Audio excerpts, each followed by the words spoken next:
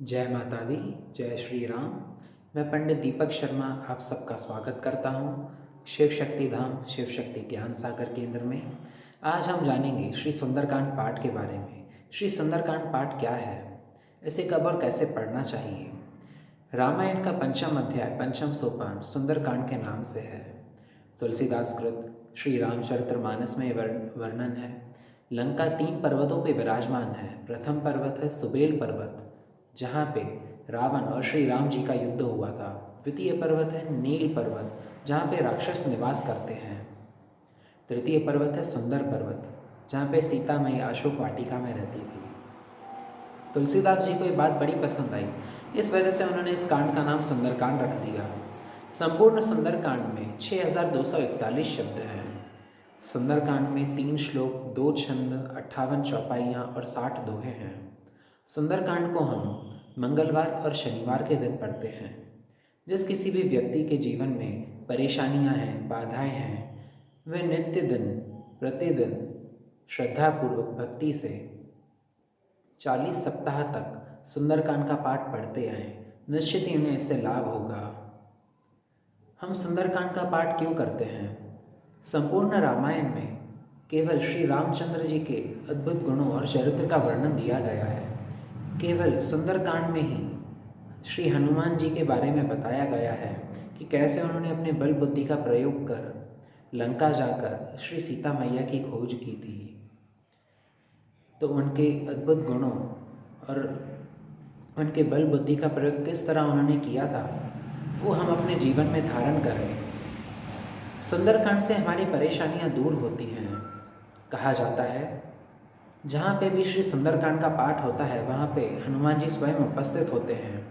जैसे हनुमान जी सीता मैया के पास जाकर उनके दुखों को सुनते हैं और प्रभु श्री रामचंद्र के पास आकर उनकी व्यथा गथा उन्हें सुनाते हैं, उसी तरह जहाँ पे भी सुंदरकांड का पाठ होता है, वहाँ पे हनुमान जी अपने भक्तों की परेशानियाँ सुनते हैं और श्री रामचंद्र जी के साथ जाके कहते हैं। सुंदरकांड से हमें मानसिक लाभ होता है। जो भी छोटे बच्चे रहते हैं उन्हें हमेशा सुंदरकांड के बारे में सुनाना चाहिए कि सुंदरकांड में कैसे हनुमान जी ने अपने बल बुद्धि का उपयोग किया था, कैसे धैर्य से रावण जी के पास जाकर समक्ष खड़े हो गए थे और चापल्यता से, चतुरता से लंका में आग लगा दी थी। उसी तरह उनके गुणों को हम अपने जीवन में धारण करें और उनके एक टक लक्ष्य को, जैसे उन्होंने साध लिया था कि मुझे केवल श्री सीता मैया की खोज करनी है, उसी तरह हम सब अपने जीवन में ये लक्ष्य साध ले कि हमें यही काम करना है और ऐसे ही करना है, तो निश्चित ही हम हनुमान जी की तरह अपना काम कर सकते हैं। सुंदरकांड को हम शुभ अवसरों पे पढ़ते हैं। जैसे हम कोई नव घर निर्माण करते हैं, नए दुकान प्रतिष्ठान का उद्घाटन होता है, वहाँ पे हम श्री सुंदरकांड का पाठ करते हैं, क्योंकि देखिए विजय का प्रतीक है।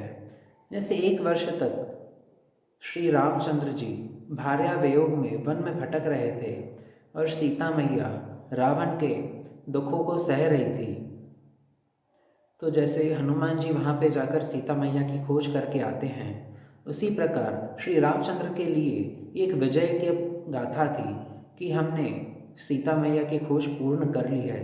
इसी तरह जब भी कभी हमें कहीं पे भी विजय प्राप्त करनी हो तो हमेशा श्री सुंदरकांड का पाठ करना चाहिए श्रद्धापूर्वक। जो भी भक्तगण श्री सुंदरकांड का पाठ हमेशा करते आते हैं, उन पर हमेशा हनुमान जी की और श्री रामचंद्र जी की असीम कृपा बनी रहती है। जो भी भक्तगण इस सुंदरकांड का पाठ करेंगे अथवा यहाँ सुनते हैं, उनके समस्त पाप नष्ट हो जाते हैं। हम अपने मंदिर में शिव शक्ति धाम में नित्य हर सप्ताह सायंकाल 5 बजे श्री सुंदरकांड का पाठ करते हैं। जो भी भक्तगण मंदिर में उपस्थित रहते हैं या जो भी फेसबुक लाइव के द्वारा इसे सुनते हैं, वे भी इस अवसर का लाभ उठा सकते हैं कि उनके भी समस्त पाप नष्ट हो जाए।